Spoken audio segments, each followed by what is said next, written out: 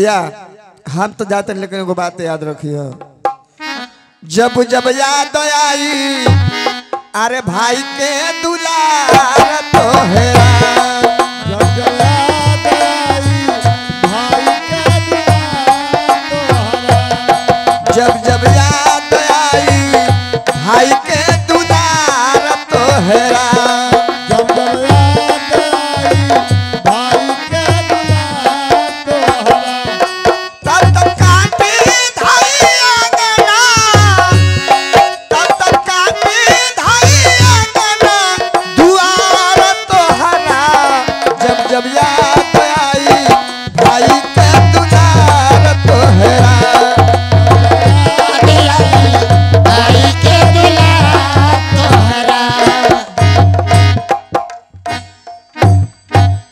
का कहे जौना भाई के बचपन से पोस पाल के इतना बड़ा कर दी, आज तक दूब के साथ ठंडा चलोनी, मेहरारू के बात सुन के आज वो भाई मार धनी है। आज हमारे भाई हमारे घर के छोड़ के चल गए, जौना भाई के एक पल ना देख ले तमर कर जब डरते रहेला, अजू भाई हमरा से जुदा हो गए। छठुआ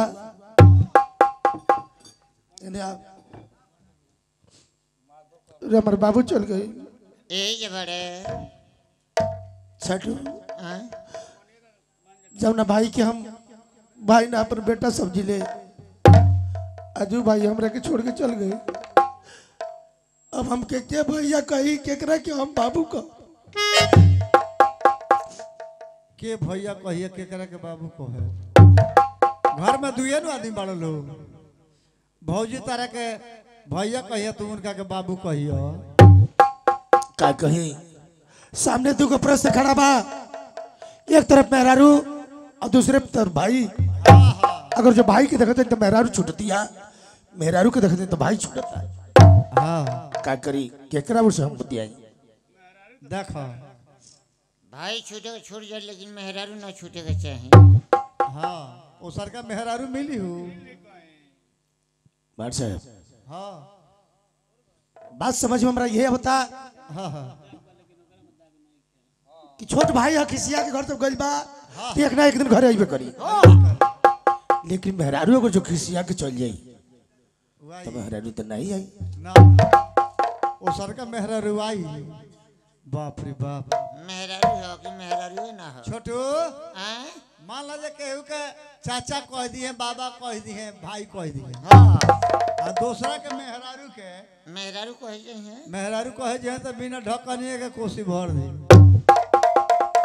भले भाई छूट जा, हाँ मेहरारू ना छूटे के ना जाए। छूटे के चली रावरो कॉल ठीक है बा, हाँ भाई हो खिसिया के गइल बा तो एक ना एक दिन आइबे करी।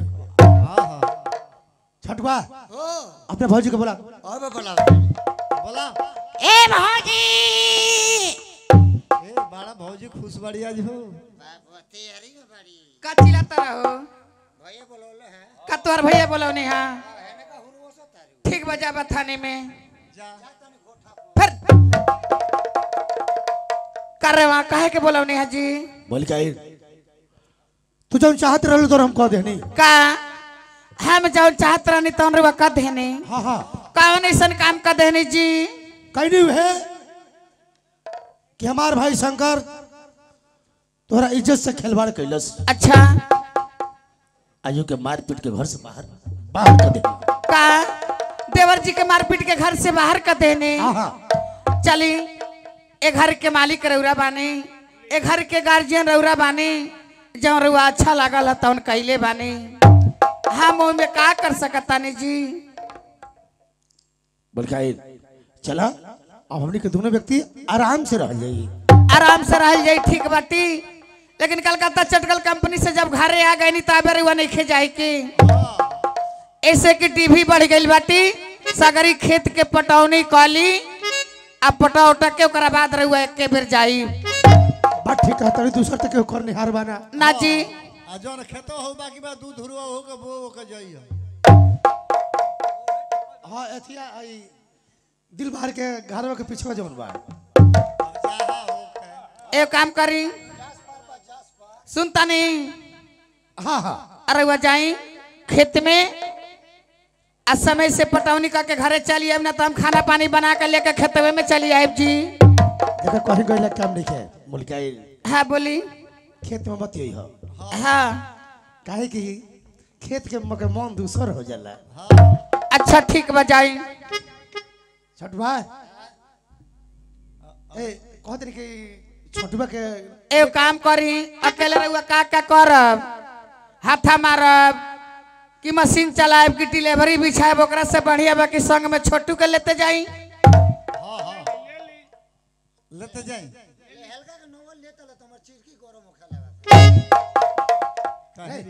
ते खाली वही में रहेले। ए जरगी भाई हाँ जी घर में 3 आदमी बानी लोगी। हाँ एगो रउआ एगो भौजी आ छोटुआ के लेके 3 आदमी। हाँ ये तो बात सही कहता नहीं। एगो हम एगो मलिकाइन आ छोटुआ के लहला 3 आदमी। 3 आदमी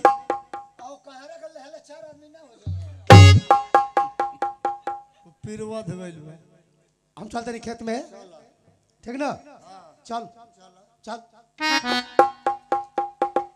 छोटू आए अभी खिचड़ी बा 14 के कि 15 के खिचड़ी पड़ी ए तो पहले ही लेके आ गई। अब पहले ही भाई हमारा गइले। और लाई लेके आइल बड़े।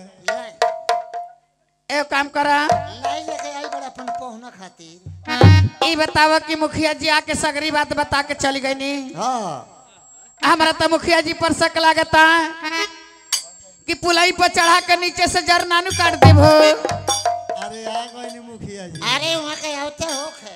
ठीक बता नहीं देखा वहाँ के देखले जहाँ हरी हरी त हम मानी ली। का हो अरे खुश रहा का हो गंगा देवी है मुखिया जी बोली। लाइन पे गाड़ी चढ़ल अरे लाइन पर गाड़ी का चढ़ल लाइन पर से गाड़ी उतर गई जी। लाइन पर से गाड़ी उतर गई है मुखिया जी। आखिर का भाई अरे भाई का अरे वह भी जितना बात समझावले रहमी हम देवर जी के संगे कहवी उ देवर जी हमारे बात ना मनवी। हम कलकत्ता से अपना पति जी के बोला ली हमी घरी अच्छा सगरी बात कहवी सुनवी। हमार भतार उठे नहीं है तो देवर जी के मार पीट के घर से बाहर निकाल देनी जी। हर हर महादेव ई सब कैला के कौन जरूरत रहल। खैर जौन होखे वाला रहल तौन तो हो गई। ई कुल बात सब हटावा। गंगा देवी हम तो कुछ कहे अली है का कुछ कहे नहीं तनी कही के तो सुनाई। देखा बात ऐसा बा कि हमरा 20 गो आवास आइल बा। अच्छा सोच लिया कि जब तक ले हाथ में पावर बा तब तक ले तोहरों के कुछ बना दी। अच्छा कितना काइल बटे जी। राम मनोहर लोहिया विभाग से आइल बा। अच्छा 3,20,000 के बा। का 3,20,000 का इंदिरा आवास कॉलोनी आ गई बाटे। हाँ अरे वो उतना में तुहार सारा काम फिट हो जाई। लेकिन ये मुखिया जी बोला एगो हमरो के दे देब न। वही से तो से राय लेवे अली। लेकिन ये बताइयो मैं कौन प्रूफ नहीं खेने लागत। अरे वाह वाह वाह गंगा देवी बिना प्रूफ के एबरा कोनो काम नहीं हो सकेला। तो ये बताइयो मैं प्रूफ का लागत आटे जी। अब प्रूफ का लागी आधार कार्ड लागी निर्वाचन कार्ड लागी पैन कार्ड लागी बैंक के खाता लगी। बैंक के खाता लागी। लेकिन ये मुखिया जी बोला? आधार कार्ड पैन कार्ड निर्वाचन कार्ड यहाँ तक कि हमारा नाम से पासबुक भी नहीं खी कौनो जगह जमीन भी नहीं खी तो ये हमारा नाम से कॉलोनी कैसे मिली जी। मिली ओकर उपाय बा हमरा लगा। का उपाय बारे लगी काहे नहीं तो तनी कही के तो सुनाई। ए गंगा मुखिया जी का रे आधार कार्ड लगाता तो कॉलोनी मिल जाता। हाँ रे तो बिना आधार पर हो जाई। अच्छा ये पहले बताइए आधार कार्ड नहीं के हमारे मोल कोई का वोटर लिस्ट बा। वहू पर रे तब तोरा का चाही रे। हमारा के एगो पेशाब खाना बनवा देते हैं। रे तोरा पिछवा कबे तो हम बोरिंग हलवा देब। सुना हाँ बोली। गंगा देवी हाँ बोली मुखिया जी। तुम्हारा सारा काम हम करा दे, तोहरा चिंता कोनो जरूरत नहीं है, लेकिन तू एगो काम करा। एगो काम है मुखिया जी, जब जे एगो काम कही लेनु तो हमार करे जब सन सन करे लागेला। ठीक बा कही के सुनाई। एमे टेंशन के कोनो जरूरत नहीं बा। तब बोली मुखिया जी। देखा जौन भी प्रॉपर्टी जानकी बाबू के नाम से बच गई बा, अच्छा तू अपना नाम से लिखा लो। अच्छा। और जब तोहरा नाम से प्रॉपर्टी सारा हो जाई, वो कागज तू हमके दे दिया। कागज लेके जाए ब्लॉक पे, जिरेक्स करा के ओके हम सारा काम करा दे। और जब ओरिजिनल कागज होई तो फिर तो वापस कर दे।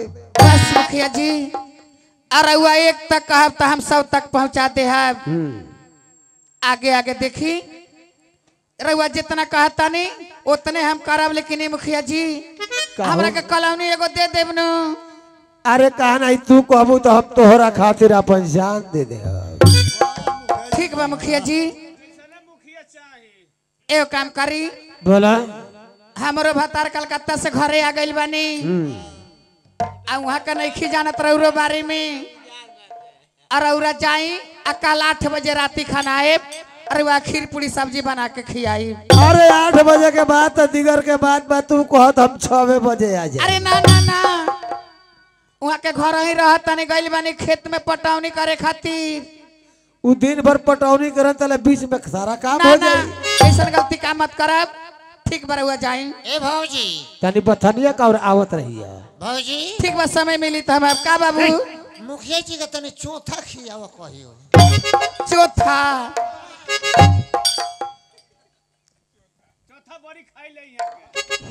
ठीक बा बाबू, तू जन कहबा तन बना खिया दे। नीमक वाला। लेकिन है नहीं आईबा।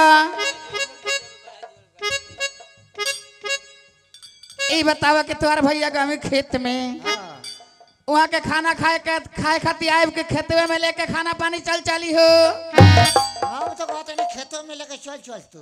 खेतवे में तब देखा तनी वहाँ कबले आवत तनी। आ ना आएब नु तो हम वही लगल खेतवे में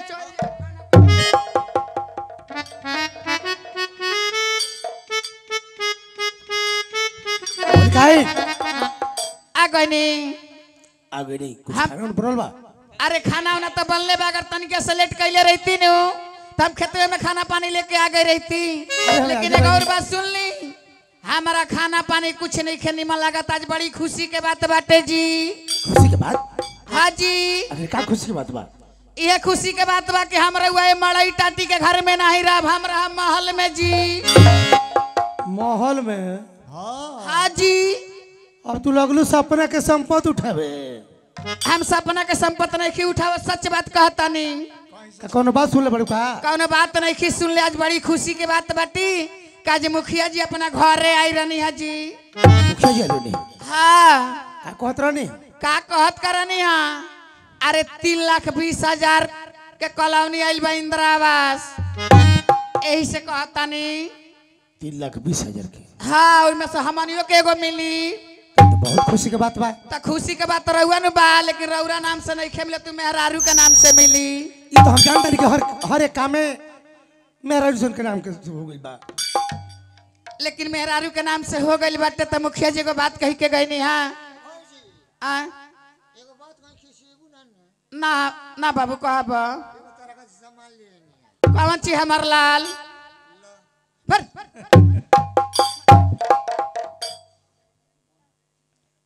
एक काम करी, मुखिया जी कहनी है कोई में प्रूफ लागत, आधार कार्ड, पैन कार्ड, निर्वाचन कार्ड, यहाँ तक कि बैंक के पासबुक, आ जौन भी खेत घड़ारी बा ओकर भी रसीद लागी। तो ये बताई हमारा नाम से कौन प्रूफ हैले नहीं खे, खेत बाड़ी हैले नहीं खे, तो ये कॉलोनी हमारा नाम से कैसे मिली जी? बोल का चिंता करे के बात है कि तार सारा प्रूफ हम बर्बाद हम बनवा दे। बना दे। बनवा ना दे बाबे, हमके बना के दी। मतलब बहक जाए रुपया। अच्छा ये बताओ कि का करी हम? तू जो नहीं कहब वही करी। आ का करी कौन चीज हमारा नाम से अबे लिख के दी कि जल्दी प्रूफ बनो आ कॉलोनी आवो। छोटवा है नहीं आओ इन्हें आप बोल क्या है देखा हमारा नाम से बात है तुम्हारे बात तुम्हारा नाम से रही तो हमारे बात हाँ जी ठीक ना तुम कहा ना तुम्हारा नाम नमस्कार लिख दिए हाँ छठवा ना नजीरा के तेरे निहुर न जा ये लिख दी एक काम करी अगर इस अगर हमारा नाम से कह देता नहीं तो आवेला समय में हई भाई पटदार बाड़े सा इलात मार के घर से बाहर ना निकली है सा चलो लिख देते नहीं हाँ लिखी मैं जानकी बाबू अपना घर दरवाजा खेती बाड़ी जो भी प्रॉपर्टी है मैं अपने धर्म पत्नी जान गंगा देवी के नाम से लिख रहा हूं आज के बाद इसमें मेरा कोई अधिकार नहीं मैं जानकी बाबू ला ला खुश बाड़ू हाँ ठीक बात दो दो दो ये तब से रोवो कहत रही छोटुआ हाय देख रे ऊपर से रोमो रोमो कहत रही आज जब इनका नाम से लिखा गए तो कहत रही कि दो एक काम करो बेजा का करतरा का भाषण छटले बड़ा हो ए जैसे जाइबा कि तोहरा के धक्का मारे के पड़ी मलिकाए तू कबो कबो ऐसा मजाक कर लू कि हमर बाप जीवन रे में डरा जा तोहरा से खबरदार दूरे से बात करिया दे छुए के कोशिश मत करिया तू छुइया में ता धन चाहे कि तोन चाहे धक्का मार के हमके घर से निकलबो मलिकाए तो का धक्का मारबो जब ऐसा बात कहते रहू तो हम खुद ही तुम्हारे घर से चल जाए तो ठीक बजा हे जा के करे के सुनावत रहेगा और बात बार बार जौन मलिकाइन के शब्द लगावत तारा तो कौन के कर मलिकाई ना कौन के कर मरद हो आ हे जा हमरा के धमकी देखावत तारा ए जैसा जल्दी हट्टा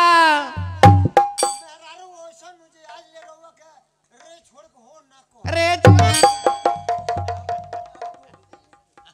जा तरी तो जो मलिकाए का कहता रहा बोला साला जौन भी कहता रहू अच्छा बात कहता रहू लेकिन आज ये घर के छोड़ के हम जा रहे बनी तो जा याद रखिया कि आवे वाला समय में तू फूट फूट के रोबू खबरदार ई शब्द कहे से पहले तो हर जबान कट के धरती पर गिर जाए के चाहिए आवे वाला समय में हम फूट फूट के हम रोब आ उ दिन तोहरा भोर पड़ गई उ दिन तू भुला गईला कि जवन भाई एगो अपना भाई के ना बुझलास तो आज तू कलकत्ता चल रहा कंपनी से घरे आइल बड़ा आज तू फिर अगर कलकत्ता चटकल कंपनी में चल जाता रहा आ उन्हें से आवे के होई रास्ता में अगर केहू कह दे कि ये फलाना भाई तोरा मौगी के देखनी है कि वो फलाना से बात करता रहा सिया तो जेंगे एगो भाई अपना भाई का लात मार के घर से बाहर निकाल देलास वही तरह लात मार के हमरो के घर से बाहर निकाल दे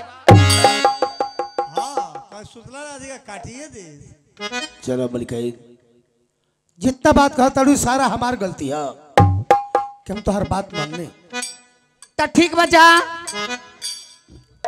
मरले तमरले रे तिरिया आ धोखा बचरे मरल तो मरल रे पीरिया धोखा के मरले तो मरल रे तिरिया धोखा बचरे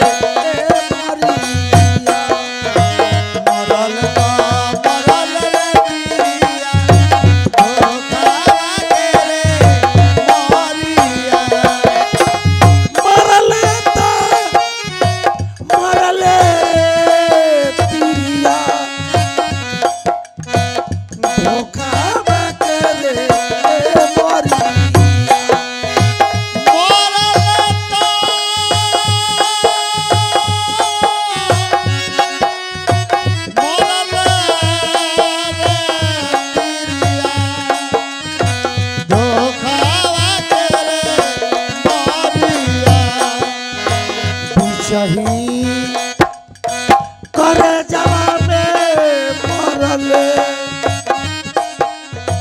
बिछही करे जवा में मरले साले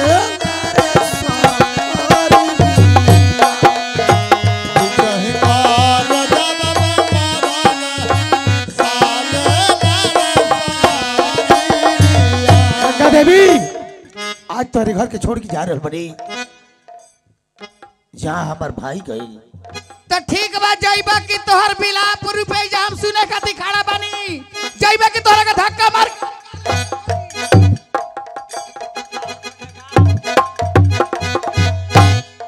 छट्टू रे हाई जागा जमीन हाई घर द्वार हमनी के नाम से हो गई यही बरा से भात बनावल जाई चाहे भाजी हाई का करी है गांव के सब पर पाजी हो अरे बाप अरे बाप रे बाप। प्रणाम मुखिया जी। आय, जब हम बोटला बांध का होना बात के चिंता बा हाँ जो चहलो तो कोई ले रे लपेटा हम तो से वो दिन कह रही कि हम जरूर विधायक बना दे देख सांप भी मर गई लाठी भी बच गई मुखिया जी हाँ जितना बात रहुआ काहे में सब हम कम काम कर देले बानी हाय काम हो देखा गए। कौन गलती नहीं खेनू देख ली कागजा लाई कागज से सही बा मैं श्री जानकी बाबू अपनी सारी प्रॉपर्टी हम अपनी धर्म पत्नी गंगा देवी के नाम से लिख रहा हूँ आज के बाद इस पे मेरा कोई अधिकार नहीं वाह वाह अपन हाथ अपने से काट दिया चला अब तो रास्ता के कांटा दूर हो गई गंगा देवी हाँ बोली अब बोल तू का खोबू कहाँ चलबू बे चली ई कहाँ बारे हाँ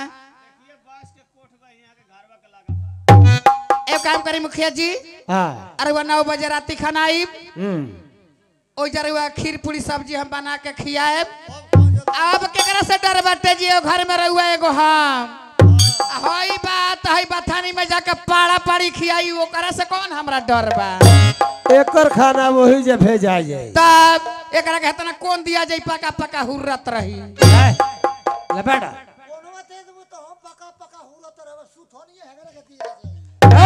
तब तो औरी सुते लगी लपेटोन एक काम करब ते चल जो बथानी तनी हमनी के जाता घर कोनो काम बा हाँ ठीक बा चली अरे घर बा तू बरबा बाप महतारी छूटल अरे घर बा तू बरबा छूटल